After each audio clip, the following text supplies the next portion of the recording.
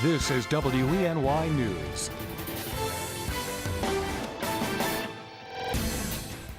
Thanks for clicking on the webcast. I'm Cody Carlson. Here's the latest from WENY News and the Star-Gazette. For months, Governor Cuomo has been working to get ride-sharing services like Lyft and Uber to expand across the state. But if that happens, we'll be ready to pay a little extra. During the budget proposal, the governor said every trip would add a 5.5% state assessment fee to the fare. Now, most of the money from that fee would be added to the state's general fund to pay for these services. And just under 30% of the assessment fee would stay local to pay for public transportation. The rider would also be taxed a 2% surcharge to cover worker compensation. Cuomo predicts Uber and Lyft would be successful around the state, predicting $16 million in revenue. Well, after initially being shut out of a valuable project, New York State will now get up to $170 million for broadband expansions. The FCC approved the money to help build up broadband networks in rural or underserved areas. The federal money will also be joined with more than $200 million in state funding. As we reported in the past, this monetary package was initially declined by Verizon back in 2015.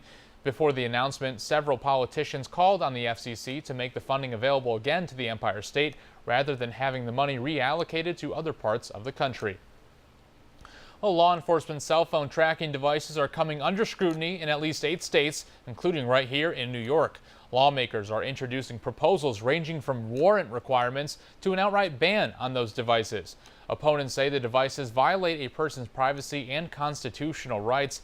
The devices are typically the size of a suitcase and widely known as a stingray.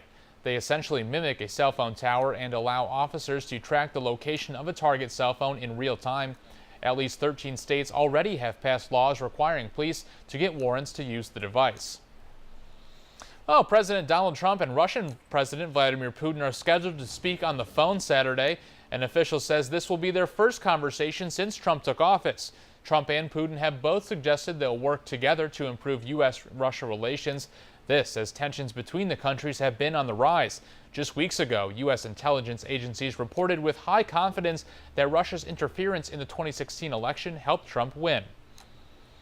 Well, Senator Lindsey Graham is calling President Trump's plan to tax Mexico to pay for a wall mucho sad. In a tweet on Thursday, Graham said, simply put, any policy proposal which drives up costs of Corona, tequila, or margaritas is a big-time bad idea. Mucho sad. The Trump administration wants to place a 20% tax on imports from Mexico to help pay for a wall along the border. In another tweet, Graham said Mexico is the third largest trading partner for the U.S. and that any tariff we can levy, they can levy, calling it a huge barrier to economic growth. Local art groups from across the southern tier gathered at the Arnett Art Museum in Elmira to kick off a region-wide survey.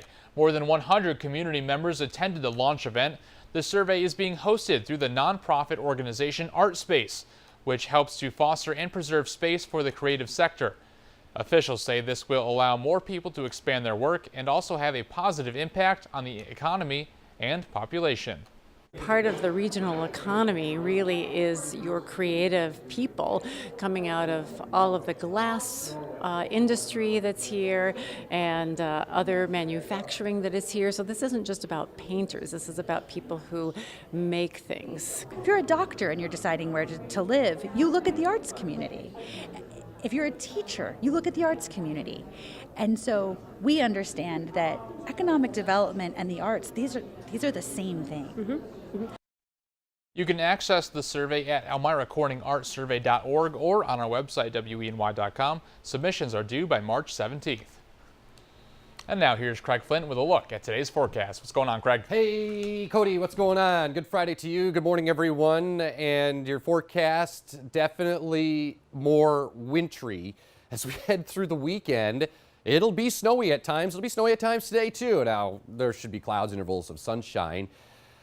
There will be a gusty westerly wind, 15 to 25 with some higher gusts and a high today around 37, kind of hanging in the mid-30s today. And then overnight tonight, flurries or a steadier snow shower with a low of 25. Have a look at your weekend because it, again, will be a bit snowy at times. Now, there will be scattered snow showers Saturday and Sunday. High of 35 on Saturday with a high near 30 on Sunday, but significant extreme lake effect snow over parts of New York State, especially east of Lake Ontario, north of Syracuse, and also south and west over southwestern New York State. So let's break the map down here for you. Most of the 2 to 6, this is, first of all, going to be a long, drawn-out process. So notice the timestamp. This is through Sunday night. So you add up every snowflake by Sunday night. I think there's an opportunity for 2 to 6 in this kind of large area over the Finger Lakes. And even sections of north central and western Steuben County, opportunity of 2 to 6 places like Bath, Avoca, Hornell. Bath, you're kind of right there on the line. Figure between 1 and maybe 3 in Bath, and then you get out towards Hornell.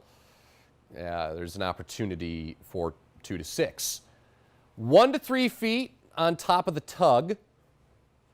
6 to 12 inches in the Red. And then another opportunity of 1 to 3 feet right there on the shoreline of Lake Erie. Forecast then over the northern tier. There will be flurries and scattered snow showers drifting through today. High temperatures in the 30s, mid-30s here for Elmira and Corning. Intervals of clouds and sunshine, strong west wind, and scattered snow showers and flurries. And again, over the Finger Lakes, there's an opportunity for steadier snow showers, or at least snow showers that may have a little bit more persistence, probably from like north central Steuben County, north of Watkins Glen, north of Ithaca, that kind of zone in there. Highs today in the 30s. And it's interesting to note this morning on satellite Doppler radar how this is evolving. So we've got the lake effect snow. Obviously, you're thinking, okay, Lake Erie, Lake Ontario. But you can actually trace some of these snow bands all the way back to Lake Superior. That guy right there. Lake Superior hooks up with Lake Huron and Georgian Bay right there, and then it flows across Lake Ontario. So a multi-lake connection there. Also a multi-lake connection from Michigan, Huron, and Erie. So the bottom line is when you have a multi-lake connection, that can lead to long-lasting lake effect. And that's exactly what we have for you this upcoming weekend with the trough carving out over the northeast.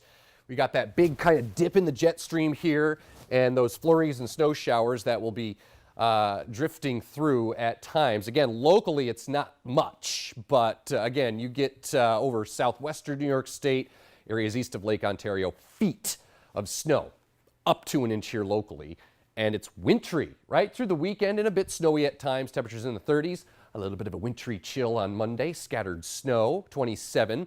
Snow late Tuesday, and then some light but steady snow on Wednesday. Could be good for a couple of few inches there. We'll keep you posted. And then more scattered snow showers Thursday with a high of 29, which, by the way, is Groundhog Day. We'll see if Punxsutawney Phil has any opinions. I'm sure he will. He's probably going to come out and say 6 more weeks of winter, but you know what? There's going to be 6 more weeks of winter anyway from that point in February. So he can't be wrong, I guess.